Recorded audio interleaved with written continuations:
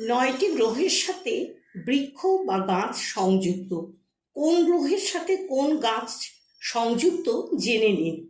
সূর্য আকন্দ গাছ, চন্দ্র পলাশ বৃক্ষ, মঙ্গল ক্ষয়ের বৃক্ষ, বুধ অপামার্গ গাছ, বৃহস্পতি অশ্বত্থ বৃক্ষ, শুক্র গুলের বা ডুমুর, শনি শমী বৃক্ষ, রাহু দুর্বা বা চন্দন, কেতু কুশ বা অশ্বগন্ধা। আকন্দ গাছকে পুজো করলে বৌদ্ধিক উন্নতি, স্মৃতিশক্তির বিকাশ ঘটে।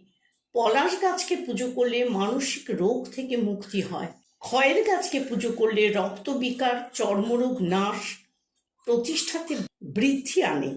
অপমার্গ দিয়ে স্নান করলে তোতলামো ঠিক হয়, মানসিক সন্তুলন ঠিক থাকে।